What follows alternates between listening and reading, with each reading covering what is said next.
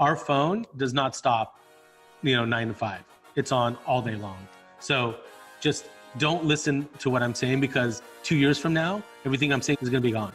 Just watch what I'm doing and then mimic it and push forward. Designed to encourage, empower, and educate real estate professionals by sharing best practices from business leaders that are proven winners. I'm your host, Kyle Malnati, and this is Calibrate Real Estate. Broadcasting from the Mile High City. Thank you for tuning in to the Calibrate Real Estate Podcast.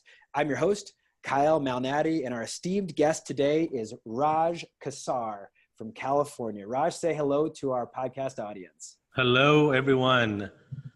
Hello out there on YouTube, iTunes, and Spotify. Thanks everybody for tuning in. Thank you for your download.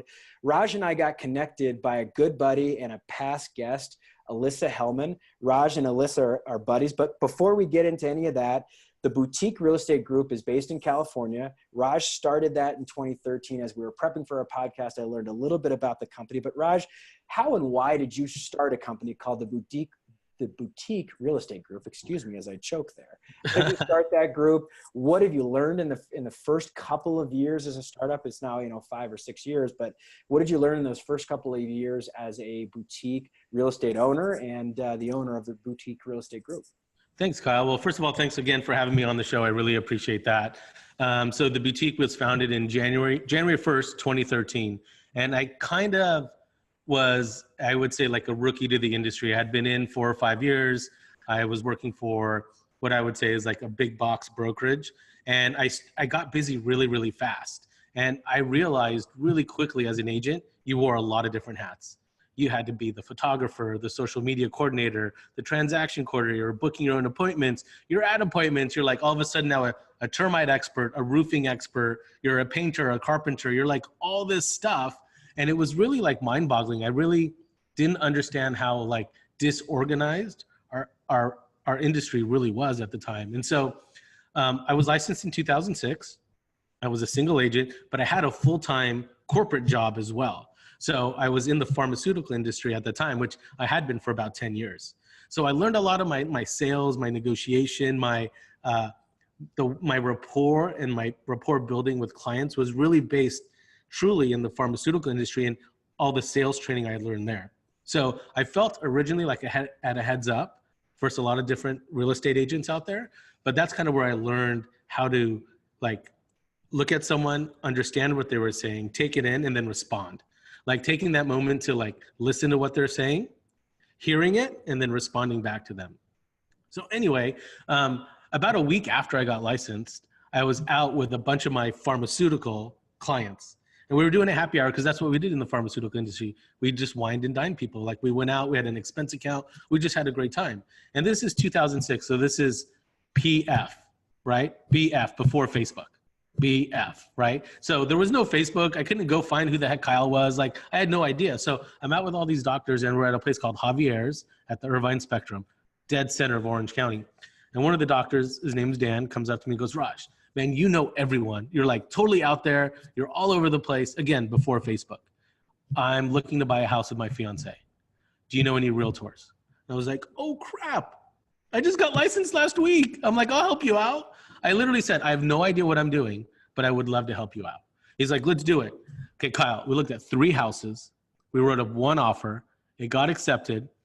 No appraisal issues, no disclosure issues. Escrow was perfect. The loan was perfect. We closed in 30 days and I got a big fat check. And I was like, this is literally the easiest gig on the planet. Like, why is everyone not a realtor? You know?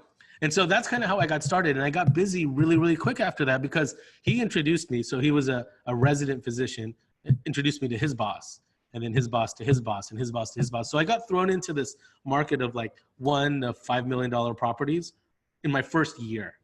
Okay. And about 6 months into it, I learned that, man, like buyers are a little bit difficult. Like they could literally look for 6 months, 7 months, a year before they find that perfect house. I need listings to live. Like I literally need listings to live. So as just like a regular guy, especially being on the marketing side in the pharmaceutical industry, I knew what I wanted my real estate stuff to look like. never printed anything. And again, this is before Facebook, right? So I throw an email out to about 30 or 40 of close friends. I said, hey, I'm looking for a graphic designer. Does anyone have a graphic designer? I want my stuff to look like it came out of like En Vogue, like a cool magazine or like a luxury magazine. I didn't want it to look like all the stuff I was getting in the mail already at home, which is basically the same templated postcard or flyer from the same exact company. And the only thing that was different was the headshot and the contact information. So I wanted my stuff to like exude kind of this price point of $1 to $5 million in the city, in the neighborhood I was living in. So I meet up with this guy at Starbucks. I show him all the stuff that I don't want it to look like. I asked him to design a piece for me. Again, no website on there, just a phone number, no call to action, no click here to retarget, to cookie someone's browser and follow me around the web and drop into a CRM. And then that CRM sends them a drip email, which goes to a squeeze page on Facebook. Now I have all their information and now I'm calling and retargeting and doing all that. None of that, right? None. That did not exist at the time. So I get my first call, $2.5 million listing off a postcard I just threw in the mail. So I was like, oh crap. This is where I got to live. So I learned really quickly that I can't be the agent and the designer and the social, or there's no social media at the time, but to be social media guru, to technologist, to the guy who figures out how to build a squeeze page and link to a Facebook ad. Again, no Facebook at the time. Like, how do you do all that? So my first hire was a graphic designer, which was really the exact opposite of how most agents start in the business. Their first hire is usually an admin or an assistant or a buyer's agent. That's usually how it is. So mine, because I wanted to be different, and I'm trying to answer your question that you asked me like 5 minutes ago. The reason I created the boutique is because I wanted it to be different. And I know that most agents can't do everything on their own. They just can't. It's impossible. Like, how do you keep up with this stuff? Like, have you logged into Facebook Ad Manager lately? It's like you need a PhD in Facebook to figure that stuff out. So it's changed a lot over the years, and I just wanted to be different. I wanted my agents to be successful. I wanted to take that weight and that pressure and stress off of their plates and do all that heavy lifting for them. Gosh, I love that. You remind me of my good buddy, and I know we share this connection, Brad Allen, the Art of Real Estate down in Columbia, South Carolina. I've been to his office, met his team, and it's a similar concept. And I'm not saying you're both the same, but the idea is that we're going to create some expertise within the brokerage so that every agent doesn't have to be the chief everything officer. They don't have to overpromise and underdeliver, which a lot of us type A personalities do. Oh, I can do that. I can do this. I can do that. I can figure it out. I'll figure it out and know 30 minutes more about this subject than you do, and therefore I'm an expert, you know? So I love that you started with that, because I think everybody wants to be different, but kind of struggles to figure that out. And I think it's great that you hired a designer. You hired someone that had a really high-end look, because that's what you were going for. And I love that you just hit it out of the park on your first sale. You got spoiled, by the way, I will tell you that. And I'm sure you figured that out after the fact. But what an awesome start to your career. So 2013 and 2014, so you'd been licensed a number of years at one of these bigger shops, and you start your own brokerage firm. I'm the CEO of Calibrate Real Estate. There's 8 of us, including myself. You told me as we're prepping, and I'll let you get into this more, that you had some amazing growth in the first couple of years of your company. And then what? What happened? Yeah, so the way the story goes, Kyle, is as I was like looking for this path and going down this road of, and I just saw this divide, like especially being like a younger agent, I saw this divide. I saw all the agents who had been around 30 or 40 years who really had no web presence, no social presence. They literally were in their office picking up a phone because they sold to their friends who are now grandparents, who's now selling to their children, their children's children, and their children's children. So they literally, like when you looked at their listing, the photos were horrible. There was nothing staged. There was no anything online to distinguish like, wow, this is a marketing powerhouse. So early on, I was like, okay, once Facebook hit, that changed everything. I was on Facebook for a week, got a direct message from a friend I went to that I used to skateboard with in elementary school. And like we used to hide in the orange groves and play hide and seek and all that kind of stuff. I got a call that's like, oh my gosh, Raj, I'm moving back to Orange County. I see you're a realtor. Can you help me buy a house? Light bulb clicked. Wow. Like this is, I didn't do anything. I just logged on and I got a message for someone who wanted to buy an $800,000 property. So I'm like, this is great. So at that time, they called them fan pages, Facebook fan pages. So I built a fan page and I got up to about 1,000 followers at the time. And I remember going to a broker's open in my city and pitching, hey everyone, I have a coming soon listing. Again, this is before Zillow dubbed it coming soon. I have a coming soon listing and it's on my Facebook fan page. And I posted about 30 photos there for all of you to go look. And people looked at me like, who the hell is this cocky ass kid? Like, what is he talking about, fan page? He thinks he's fans? He's been in the business 4 years. How can he have fans already? Like, I just got like, people like had no idea what I was talking about. So anyway, people noticed though that our listings sold quicker and they sold for more money. And what happened as we got good at this, our listings had a certain look to them. Everything was very polished. And we have a calling card on our listings. We really do. When someone sees one of our listings, and our primary photo always has a white bowl with green apples. The white bowl represents purity, the green represents wealth. So that's a signature calling card for all of our listings. So as people started noticing stuff, and we were on Facebook and Twitter and Pinterest, and then Instagram kicked in, people would literally see our listings before they hit the MLS, right? And they'd had especially hyper locally, right? And they had a distinct look to them. Anyway, I did my first real estate video in 2008. 2008, again, I felt like I had Facebook down, and I knew where I was going with that. We had about maybe 10 or 15,000 followers at that time. And again, more than any other brokerage, more than all the real estate brokerages combined in Orange County, our Facebook fan page. So people were seeing our stuff. We were boosting every post. And so our reach and our engagement was awesome. But in 2008, I called on an expired listing. A big box brokerage had it. It was on the market about 120 days, was not staged, horrible photos, no web presence. You know, the same typical story. We knocked on the door, got let in, chatted with the folks, and basically said, we want to do something different. Here's our social media presence. It was a husband and wife. They were both lawyers. Said, here's our social media presence. And I have this idea. And I have this idea about shooting a real estate video about your home and what it would be like to live on this street in this neighborhood behind these gates. There's 94 homes behind you, and what's it like to live here? And as I was cruising in, I simply asked, what's that pink flamingo doing on that fourth house in from the gate? And they're like, oh, we have a bunco group every month, and the pink flamingo in front of the house is the person hosting. So as you drive by, you would know who'd be hosting bunco that month. Anyway, so we staged the home, we take killer photos. We did a killer, it wasn't Matterport at that time, but it was a technology kind of similar to Matterport. We did that. We had floor plan renderings. We had actually, again, before Matterport, we had someone come in and measure the whole home. So we had 2-dimensional floor plan renderings with dimensions for every single room. So buyers would know if their king size bed would fit in the downstairs guest room, or if a queen, or if the baby grand piano would fit in the living room. Like, we did all the little things, because people react differently to photos, to videos, to drone. Oh, at that time, before drones, we jumped in a helicopter and took aerial photos in a helicopter with no doors. We were freaking out. So anyway, about a week or so goes by, we get and we shot the video, of course. How I found the videographer is also cool too, and I'll get to that in a second. But anyway, we shot the video, and we're in the process of editing it, right? And we don't really know what we're doing. I just know I want every scene to go with like the beat, you know, of the music. Like if we're doing this scene and coming down the stairs, the music's beaten a certain way. So I wanted to go like that. Anyway, we sold the home before the video was even edited. So the video had nothing to do with the sale of the home, which is crazy. And what I wanted to do, like I said earlier, Kyle, is I wanted to tell a story about being on that street in that neighborhood behind the gates. I found a videographer just doing a Google search, and he was a wedding videographer.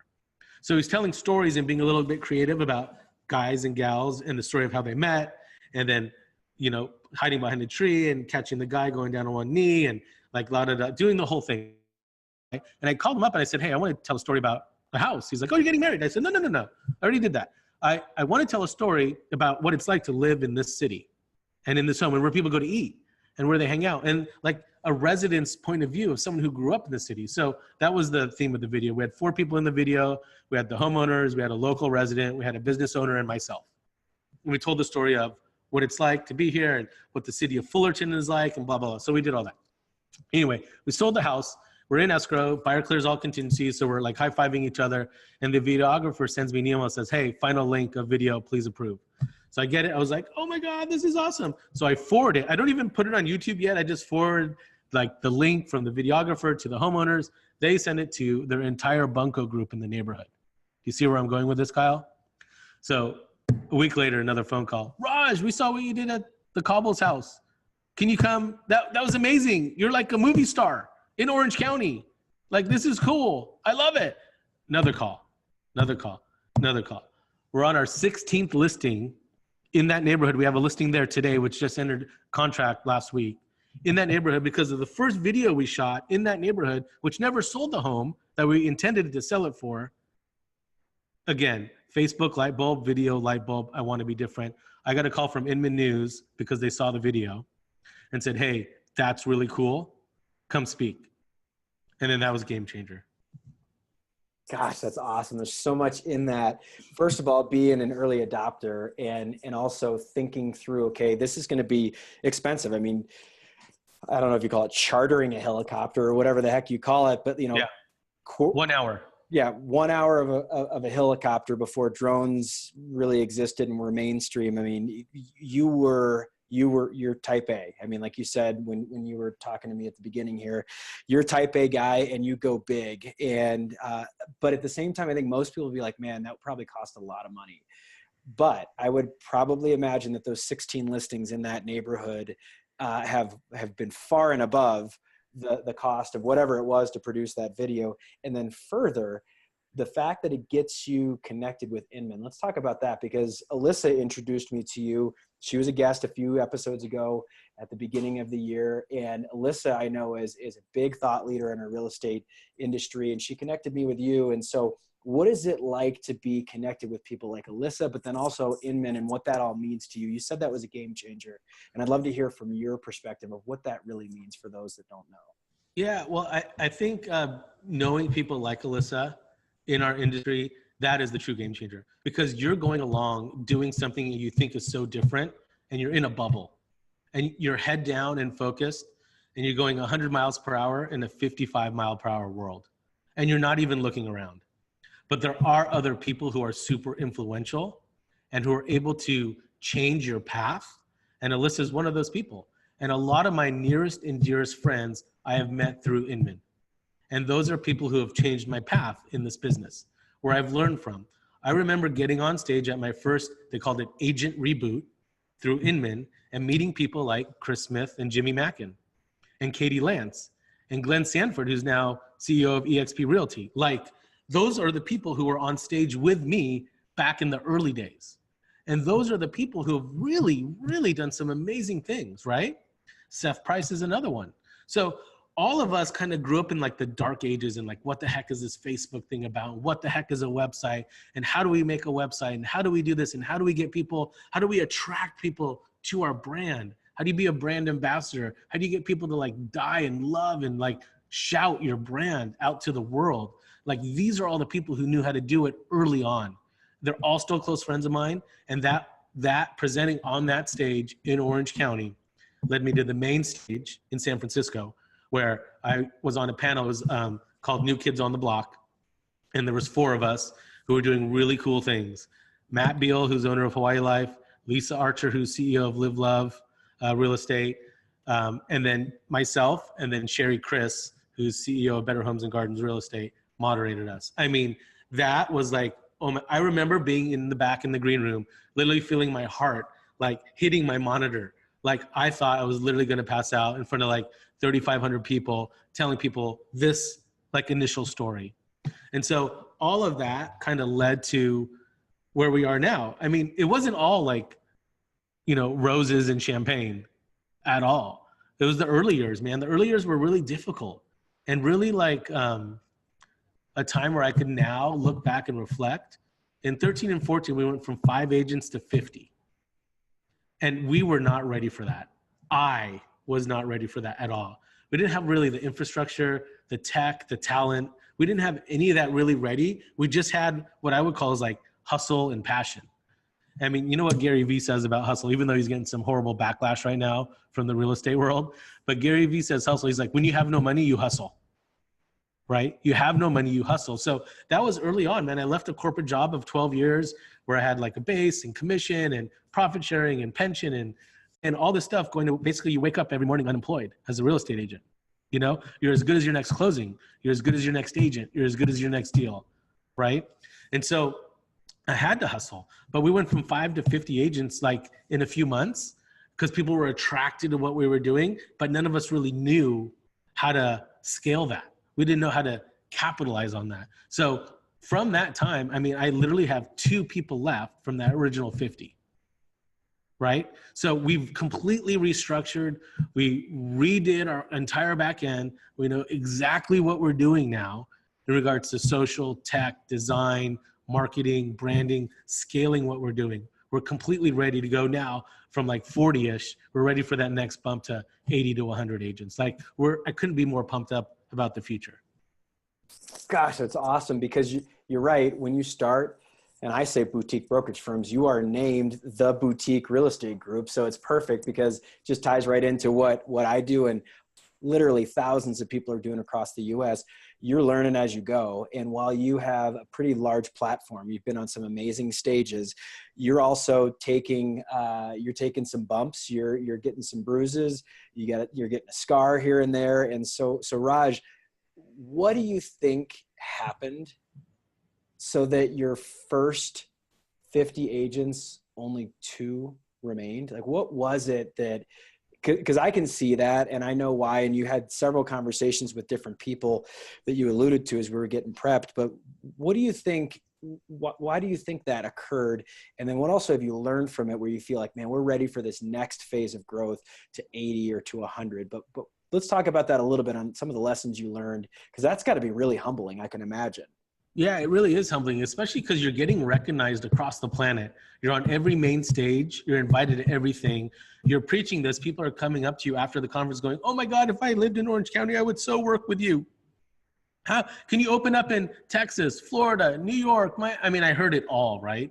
So what I think happened is there was so much happening in that early kind of beginning of Facebook, beginning of tech, beginning of website, like all that kind of stuff. So much was happening.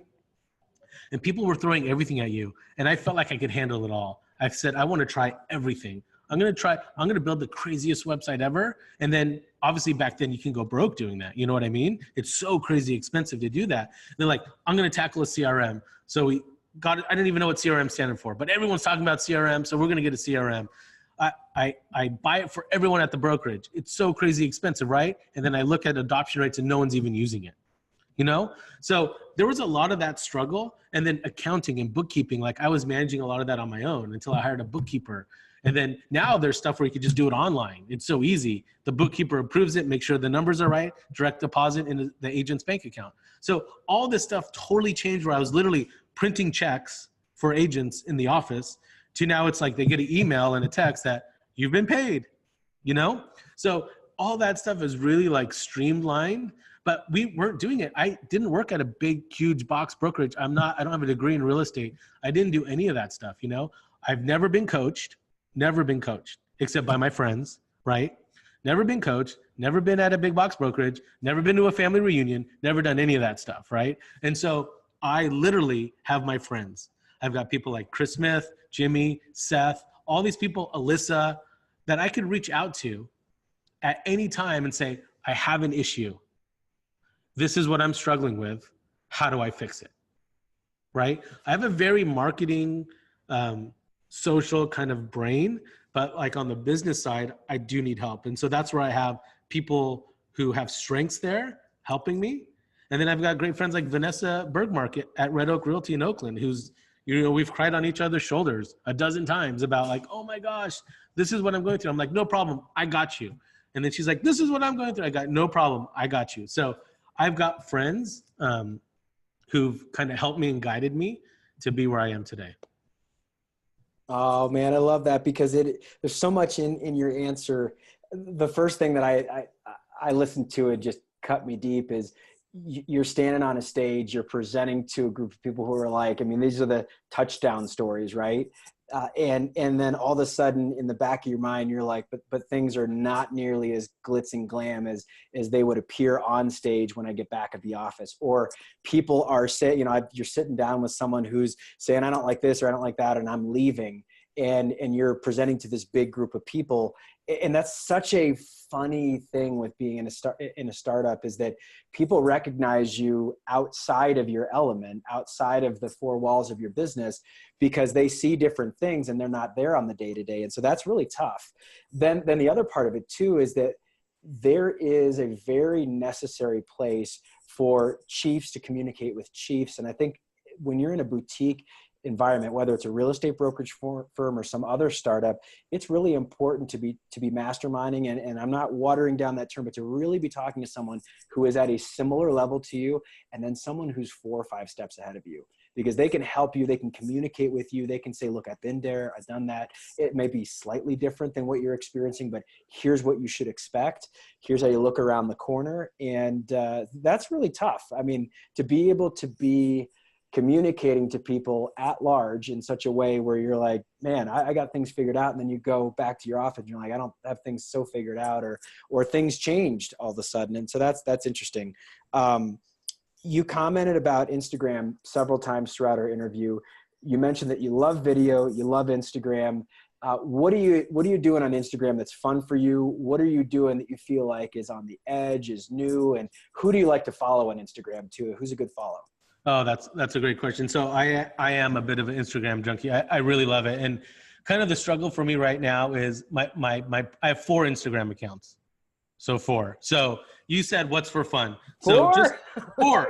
Kyle, 4. That's only 4. But one's the brokerage. So I don't manage that. We have a social media manager who manages that. So I don't totally count that one, but it's under, I have 4.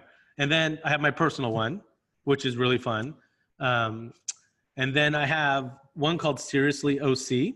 So that's my team page. So my personal team page, where we actually hire a photographer to follow us around and kind of do like the paparazzi. So they're all very well-produced photos with captions.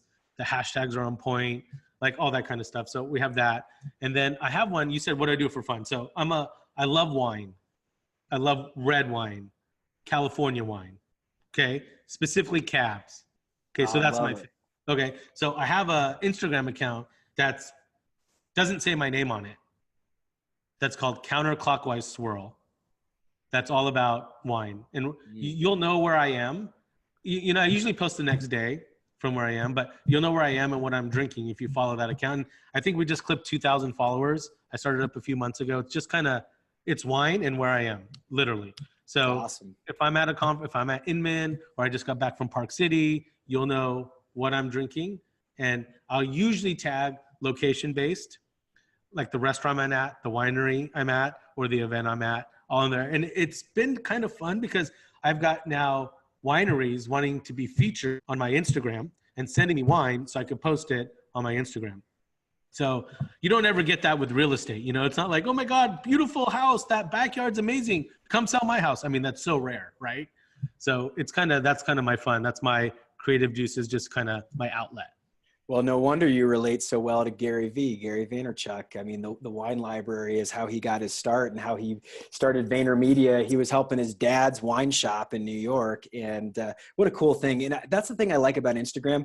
I do have to admit I have 3 Instagram accounts. So as much as I've made fun, I'm one behind you. I've got my personal, which is more real estate and podcast.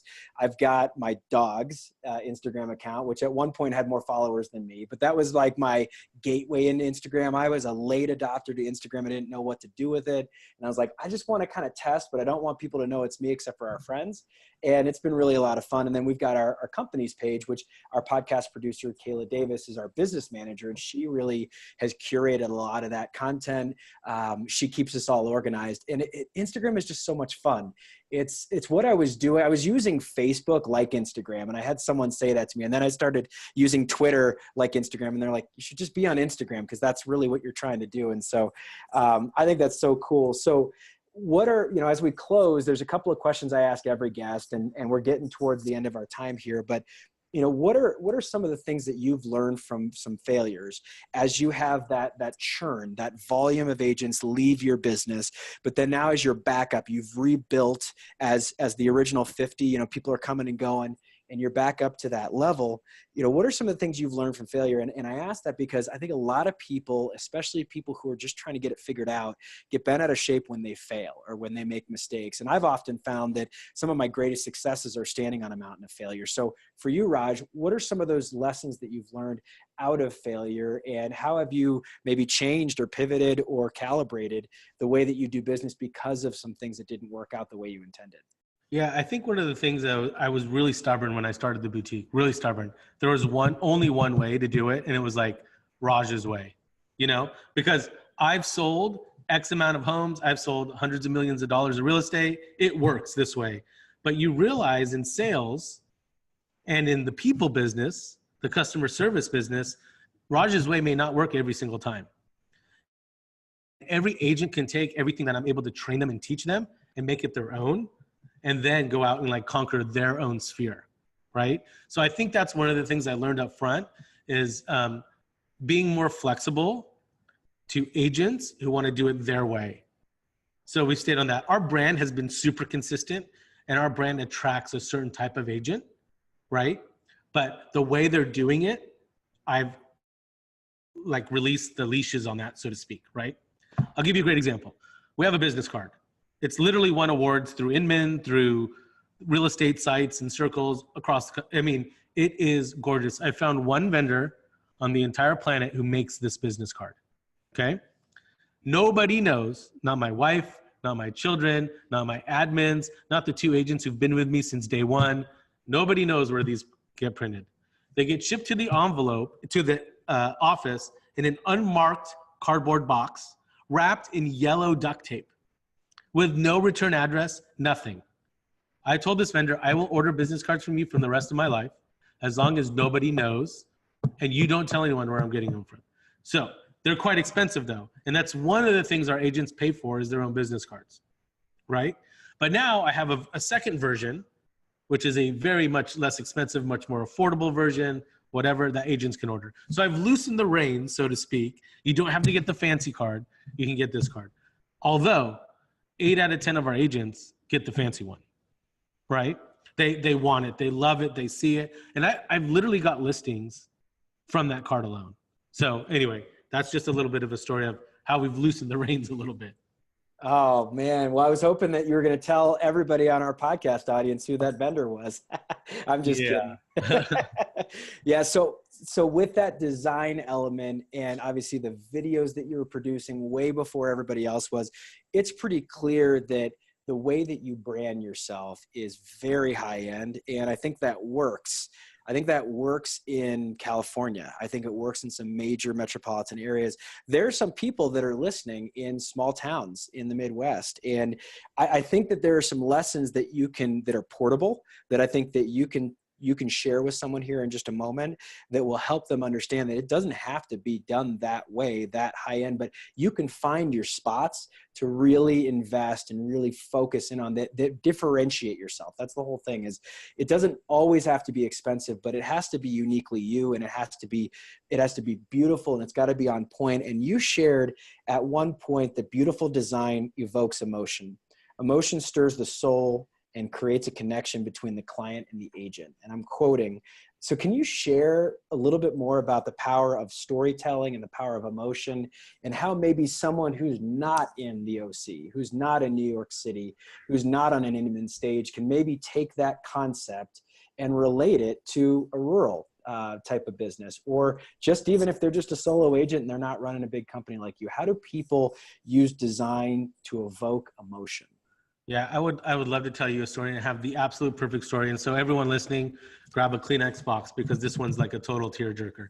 So one of the first handful of videos we ever did, I got a referral from my financial advisor. He's like, I have a client, they want to sell. They're in a city called Villa Park. The husband passed away, and it's like a little old lady in a big old house, right? So I go over to the house, and literally like 30-foot crazy wood doors. I enter, I open the door. It's this frail lady answers the door. Hi, Raj, how are you? Gives me a big hug. I said, so nice to meet you. How's it going? And the first thing I notice as I walk into this house is the dining room's right in front of me. But there's not a dining room table. There's a baby grand piano. And I immediately connect, because most people, and in a stay home do dinners, and they have dining room tables, and they entertain a lot. So I notice right off the bat that there's no dining room table. And I said, oh my gosh, do you play the piano? She's like, no, my husband used to play the piano. I said, just going for it. I'm like, did he have a favorite song that he played for you? She said, yes, The Summer Wind by Frank Sinatra. I was like, oh, and I could hear it in my head. The summer wind was rolling in, like I know that song because I love jazz and I love Sinatra and Michael Bublé and all the classics. So I immediately connected and had a storyboard for a video. Immediately. Okay. Immediately. Tour the rest of the house. I'm not asking about upgrades. I'm not asking about bedroom, bathroom count, granite, crown molding, literally on a half acre with the most beautiful pool and the mature trees and butterflies in the backyard, like not focused on any of that. I have the video. We do a casting call for someone who could play the piano and sing The Summer Wind. We find a gal. We're going to do a surprise birthday party in this home where the husband's out to work, so focused on his phone, comes in, showers, changes. The whole entire music of the video is The Summer Wind and the gal playing The Summer Wind. He comes back downstairs, walks in the backyard, surprise! I showed her this video. She cried, she said, for a month. Oh we sold this home as the highest closed sale ever at the time in that city. We sold it in a record amount of time, the highest price per square foot and the highest closed sale ever. She was ecstatic. But not about that. She's kept this video and is playing. It's the first video we ever shot a drone in. It's the first video we ever had 4 camera people. And most of the actors in there were agents at the brokerage. She literally cried. Cool part of this story. That actress submits that as part of her gag reel because she's an actress, up and coming actress, right? She gets picked up by MasterCard and gets to play the Justin Timberlake MasterCard commercial, which aired at Super Bowl about 9 years ago. Wow. So this one video for this little old lady in Villa Park, highest price ever in the city at that time, price per square foot, helps us kind of get on the map with like real estate video, shooting drones. We did a whole behind the scenes thing. Helps this actress get on a MasterCard commercial with Justin Timberlake at the Super Bowl. Holy shit, you can't make this stuff up. You cannot. So that kind of emotion, when you connect with someone, it's not your story, it's their story. You connect with them no matter where you are in this country, on the planet, that kind of immersion, it stirs your soul. It really does. Listen, there was an agent, the top agent in that city living next door. She hates me to this day because of that video, right? Yeah. It killed it.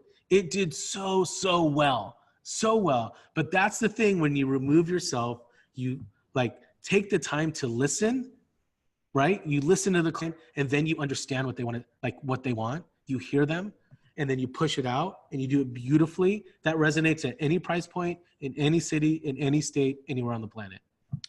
There's a thought leader that I really have gotten to know pretty well over the past 6 or 7 years through reading his books. I've actually met him multiple times. His name's John Acuff, and John has written a bunch of career books. And one of the things that he communicates is that when you're trying to build any type of career of relevance, you need to care about the people that you care about. You need to care about what they care about. And so that's the whole thing, is care about what the people you care about. That's the whole thing. And it's so true. I mean, this isn't about your message. It's not about your story. It's about that lady's story or that person's story. And to have so many beautiful things come out of that, it's just got to be really rewarding. Okay. So last question. It's a question I save for everybody. And you can take it 2 ways. You can take it from your own personal experiences, which we've talked quite a bit about, or you could take it the direction of maybe you're mentoring someone or you've got a child that gets to be this age. This is the question, Dear Younger Me. So it comes from a song, but it's also just this beautiful exercise of you're writing a letter to yourself. Maybe what you wish you knew when you were 22 is the way I've dubbed this question. So you're communicating with someone that's 22 years old. Either yourself, you have this benefit of traveling back in time and talking to yourself, or you have the benefit today of sharing some wisdom with someone that's in their early 20s, that's getting their start. What's the message that you give to someone in their early 20s about the real estate industry, or just being someone like yourself that has aspirations of doing something big and bold and starting something maybe from scratch? Yeah, so this is kind of what I think I would tell them. Don't listen to what I'm saying. Watch what I'm doing. Okay, our words they're in and out, but my actions, what I'm doing every day, I'm usually the first one in the office. I'm usually the last one to leave the office. I'm sending emails at midnight. I'm sending emails at 4 a.m. Like, our phone does not stop, 9 to 5. It's on all day long. So just don't listen to what I'm saying, because 2 years from now, everything I'm saying about Instagram is going to be gone. Just watch what I'm doing on Instagram and then mimic it and push forward. Your Instagram post can't be, hello, sunshine, and that's it. That's not a story. Like, tell the story about why you're on the beach, upside down, doing whatever you're doing. You know what I mean? Like, tell the whole story. It can't be just a 2-word caption. Now, listen, my entire brokerage, and I've got someone right behind me, like, listening to me, is all millennials. Like, literally, they're all millennials. I have a handful of people that aren't. But, like, you can't do, like, that typical millennial post caption on Instagram if you're trying to gain business. If you're doing it just for fun, that's a whole nother world. Like, this convo means nothing, but you have to post with, like, intent. There has to be something there. Like, you're doing it for a reason. You're DMing people for a reason. Like, I was just at Gary Vee's conference a couple of weeks ago in Miami, where I got an opportunity to present about video and marketing and the age of technology and blah, blah, blah. But 1 out of 5 Instagram themselves were at the conference. So we had an Instagram school about stories given by Instagram. And the biggest thing that resonated with me is the feed is now the story feed. That's the Instagram feed. And 1 out of 5 stories gets a DM. So think about it. 1 out of 5 stories gets a DM. Now, I come off the stage a week later, someone slides into my DM and says, hey, Raj, saw you present, have a buddy in Orange County, wants to list their home, about $2 million. So that's the thing. That's kind of why we're doing it. I mean, it is fun. It's fun to be connected with people. Stop listening to what I'm doing and stop listening to what I'm saying and watch what I'm doing. Oh, that's awesome. And it's so true, because it's evergreen. I was talking to my wife about this actually the other day, is either yesterday or this morning. I can't remember. They blend between each other, but I was talking to my wife, Courtney, about this. And I said, the goal, it must've been yesterday, because I'm prepping for this conference that I'm presenting at tomorrow. And I said that, the goal is to share evergreen content. And she's like, evergreen, what's that? And I was like, oh, it's funny. I've heard that so many times that I just figure everybody speaks that way. I was like, well, it's evergreen, like evergreen trees. And she's like, oh, I totally get it as soon as you said it. But the idea is the platform is going to change, and it has changed, and it's going to continue to change. It's going to be rapid.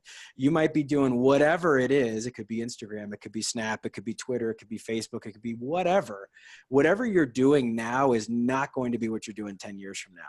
But the way you do it is probably going to be there. And there's that uniformity that your platforms are going to change, the people you're communicating with, but the way that you communicate and the actions that you take, regardless of the platform, are really going to be there. So I love that advice. I've actually never heard that advice, and I think it's great. I think it's so apropos for where we are in the real estate industry, because there is a lot of this, how do you grab this? How do you grab that? How do you do the next thing to become, the person that everybody's talking about? And I think the way you do it is by bringing your authentic self every day to every medium that you do. And that's what separates you. That's what makes you distinctive. That's what makes the boutique real estate group special, is that you're not just repeating what other people are doing. You're bringing your own authentic self to the marketplace, and you're working your tail off too as you're doing it. So Raj Qsar, this has been a really, really fun opportunity to get to know someone. You and I have never met before, although we know so many different people that are connected with us. So I'm sure we will meet at some point. How do people connect with you? How do people connect with the boutique, and where can you be found on social media? What are your handles, and what's your website? Yeah, so our website's theboutiquere.com. So once you're on our website, you can see our listings. You can connect with all our platforms socially. We're basically The Boutique RE on every platform. If you want to connect with me, it's Raj Qsar, RAJQSAR on everything. And would love to connect. You could also email me anytime, Raj@theboutiquere.com. Raj, thank you so much. Thank you for taking your time investing in our podcast audience and sharing. I really do appreciate it. And I know we're going to get to meet at some point in the future. So for my podcast producer, Kayla Davis, who books these and works through a lot of the content, we both say thank you for being a guest on the Calibrate Real Estate podcast. As our avid listeners know, my favorite saying at the end of the show is that we will see you around the neighborhood. Thanks so much for being a guest, and we'll talk to you soon. Thanks, Raj. Yeah.